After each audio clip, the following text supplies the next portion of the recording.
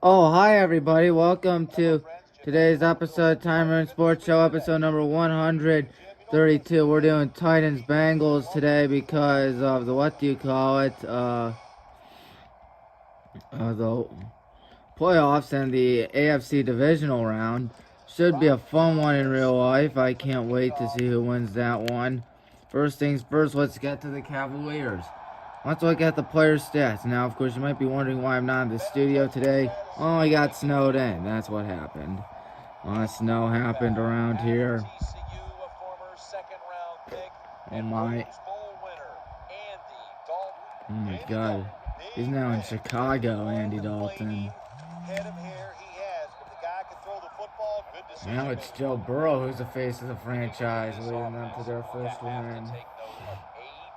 Playoff win in 32 years. We'll get to more of that later, but the Cavs player of the week was none other than the legendary Darius Garland. He averages 19.7 points per game, 7.8 7.8 assists per game, and Jared Allen averages 11 rebounds per game. Evan Mobley 1.7 blocks per game. Ricky Rubio 1.4 steals per game, and Kevin Love leads us with a 40.8 3-point field goal percentage. That, my friends, is pretty impressive, just like the rest of the Cavs. And he got way more yards than he should have. And that. Game recaps. Cavs against the Jazz. We won 111-91. Darius Garland recorded his first career triple-double, the first of what one can assume to be many triple-doubles in this guy's career. He had 11 points, 14 assists, and 10 rebounds. Evan had 15 points and 10 rebounds. Former Cavalier Jordan Clarkson had 22 points. And of course, the receivers are always open up the middle in Madden games. Donovan Mitchell 17 points. We led for the entire game, and we committed 6 more turnovers than the who do you call them? Oh, Jazz. There we go. That's more like it. Cavs against the Spurs. Cavs won for the third time in a row, 114-109. It was a good game. It was, more importantly, a bigger comeback. 27 points, 32 points for Darius, 17 points, 16 rebounds for Jarrett. Evan had 15 points. DeJounte Murray, 30 points, 14 rebounds. And Brent Forbes, 15 points. Wait, that was against the Spurs, the 114-109 win. And that was not a comeback. But you know what was a comeback? The Cavs beating the Thunder, 107-102. Darius, 27 points, 18 assists. Jarrett, 13 points, 13 rebounds. Evan, 20 points. Shea Gilgeous-Alexander, 21 points and 7 assists. Josh Giddey, 11 points and 10 rebounds. Thunder were up by 18 at one point. Well, we shot 25.7% from the free throw line. All right. Oh God! Oh ye gods! Jake Locker from Washington. He was born with glass bones and paper skin. Every morning he'd break his legs. Every afternoon he'd break his arms. At night he lies in agony and waits for his heart attacks to put him to sleep.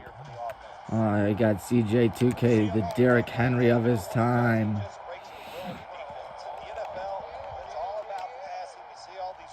Halfback stretch, it always works. Cavs against the Nets.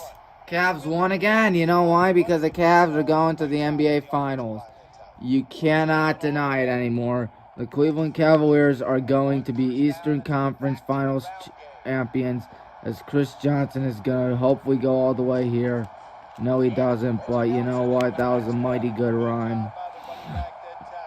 Cavs are going to the NBA Finals. I don't know what else is there that's left to be said. They win, they win, they win, they win, they win, they win, they win, they win, they win, and they just don't stop. They are just that phenomenal, folks. 5 wins in a row. We won 5 out of 6 road games on the West Coast, and then we beat the Nets, 114-107. Darius Garland, 22 points, 12 assists. Jarrett, 14 points, 10 rebounds. Laurie had 14 points as well. Kyrie had 27 points, 9 assists. James Harden, 22 points, 10 assists. Back and forth game, and both teams were pretty even with their stats. Forget it. Someone's going to be open on this play. No pass interference. I'm kind of surprised. Let's go back to the stretch. And now the Cavs play the Bulls tonight. It's a big game. We're 1.5 back from the, what do you call it? Oh, I can make that.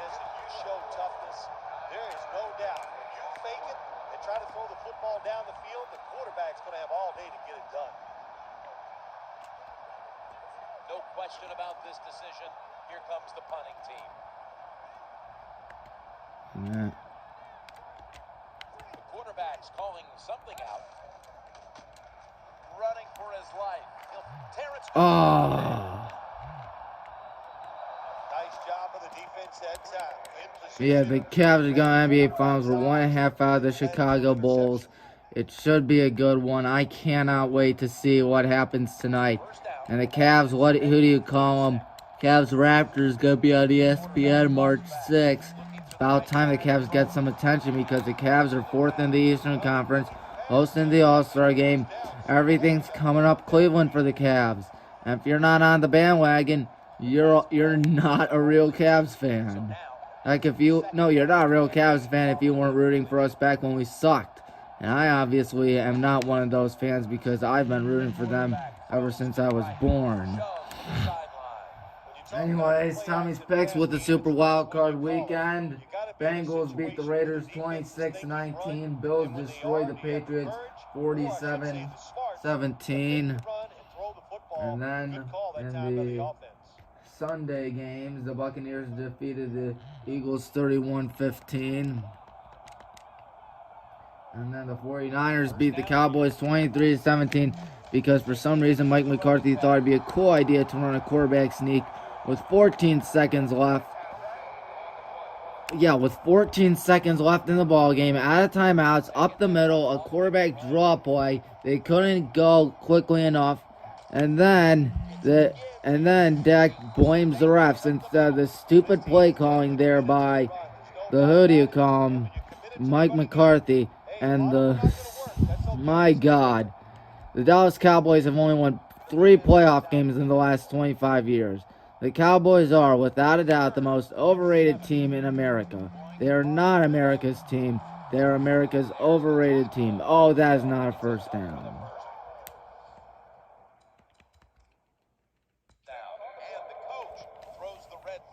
Ah, come on. Thought he was short.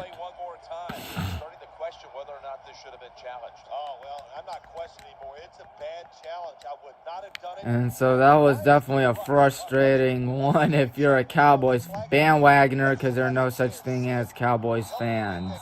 You just hop on the bandwagon.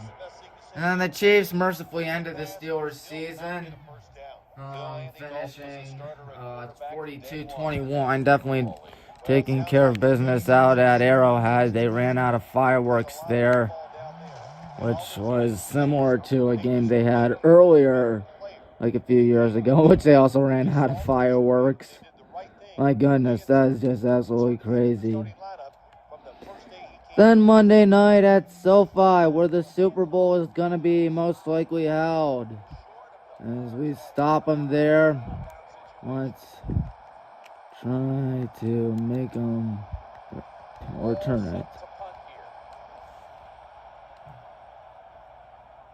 So it was 34-11 Rams, definitely destroying the Cardinals.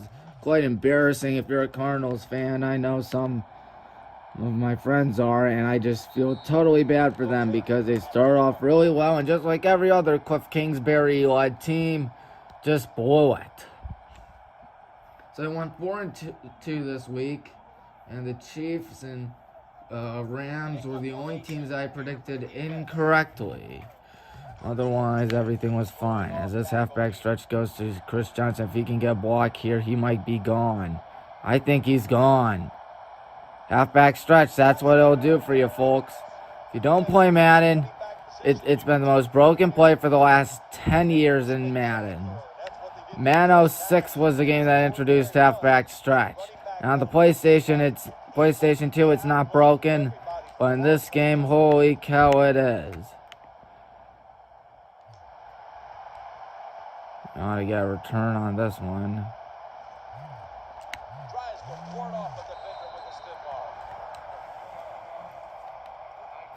Now time for Tommy's picks. Should be a good one out here today. Man, this camera's a little off. Hate whenever that happens. The Bengals are getting set for their next possession. There we go.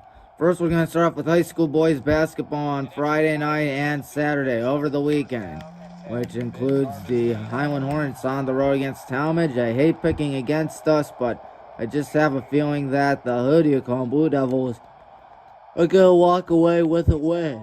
Second down and 7 after the 3-yard rush.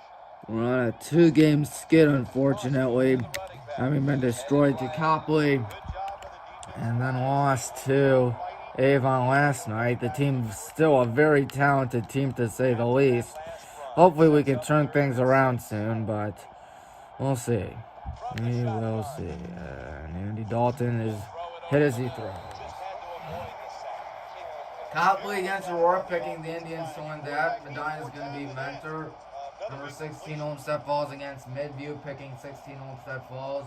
Elyria facing off against Elyria Catholic, picking Elyria. Upset alert, as we have Lutheran East going to upset the number 1 seeded St. Ed's. Of course, this is top 25 is courtesy of Northeast Ohio Zone Sports. Of course, they do a great job over there. They're great guys, but I'm pretty sure most people know that. I think you can tell by the body language and the way he's acting, that is an upper body injury. And then there is my lock of the week, number 4, Brecksville against Wadsworth. Sorry, guys, but I just think that Brecksville just gonna win that one in a national conference battle, as Chris Johnson has well over 100 yards. Oh, ye gods.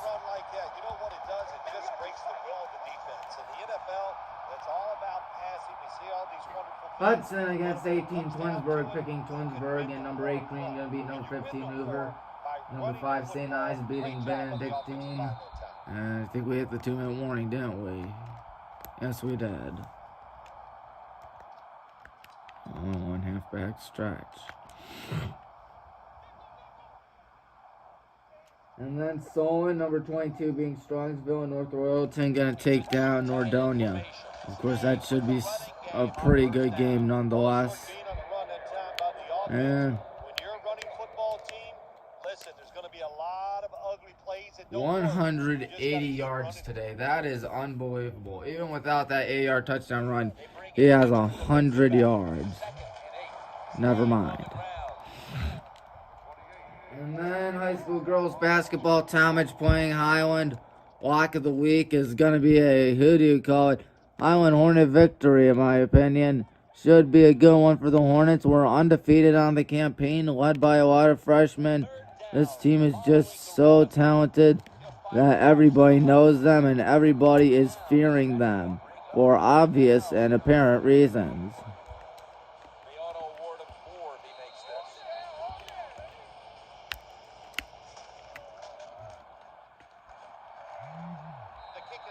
Well, made from about 55, maybe. So 10-0 the score with 1:12 left. Let's see if he fields that. Nope. North Royalton going to beat Nordonia in girls basketball as well, and Wadsworth going to beat Brecksville. Elyria against Brea Mid Park, picking Brea Mid Park. Upset, I think Brunswick can take down Avon. Holby South against Mayfield, picking Holby South. Toledo Christian playing Medina. Toledo Christian home, and despite the long distance, I think Medina can get the job done. And we are continuing the dominance out here. Solon against Strongsville, picking Solon. Hathaway Brown against Avon Lake. Hathaway Brown should win it. And Barberton should beat Roosevelt. And Lutheran East going to be Beechcroft, and Hoban being Bishop Brossart. Want to be some good games this coming Saturday. And look out, that's going to be picked off, or maybe not. And then college basketball, Alabama against LSU. LSU going to beat Alabama. Nova playing Marquette. Watch of the week. Nova going to win that one. Villanova, number 11 in the country. Typically, they are doing really well. Oh, looks like someone forgot the football.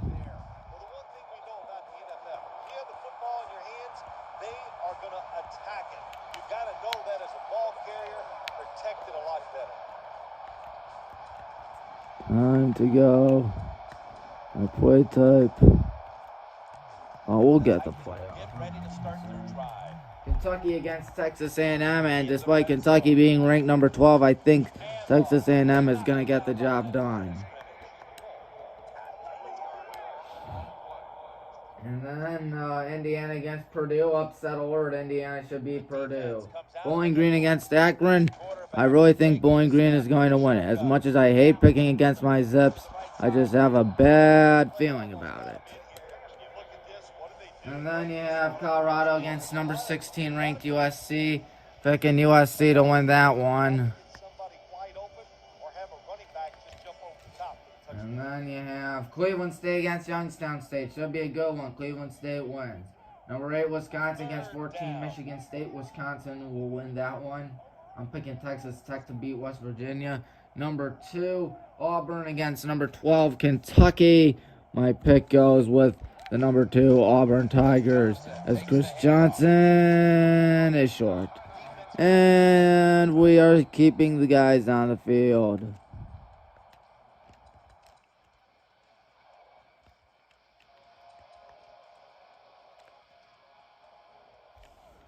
Even if we don't get it, they're in incredibly uncomfortable field position.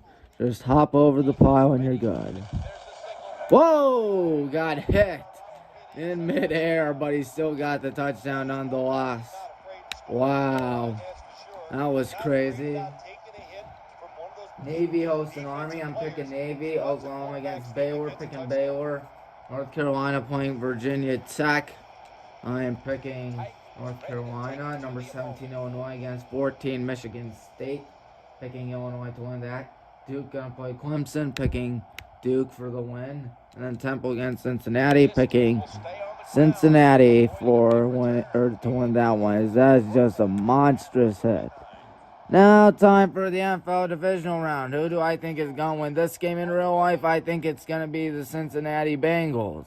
I just think that their offense and how good they are should be the team to beat. Their offense has just been doing great all season long.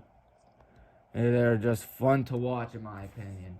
Packers against 49ers. I think the Packers are going to win it and go to the NFC Championship game once again, as they always do. And then the Bills against the Chiefs. That is a good game. That will be a great game. And it's going to be fun to see who wins that one. But personally, in my opinion, I don't know why, but I'm thinking the Bills will sneak away with a win. And they won't get anything out of that. Switch controllers, because they always do that to make things fair. And then Buccaneers against the Rams. I think Tom Brady's going to win because he's Tom Brady. Tom Brady always wins. Tom Brady very good at football. I'm pretty sure almost everybody knows that by now.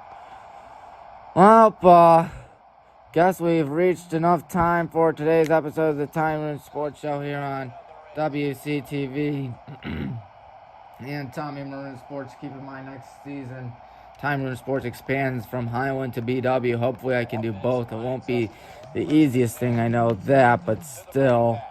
And, he lost the ball. How about that? We pick it up. Talk about catching a break. Now we can run the halfback stretch on these guys.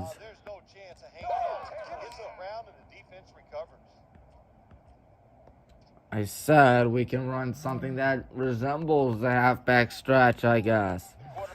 Guess this will be our last play. Hand off Ben Jarvis, Green Ellis. Nope. Oh well, I'm Tommy Maroon here. So long, everybody.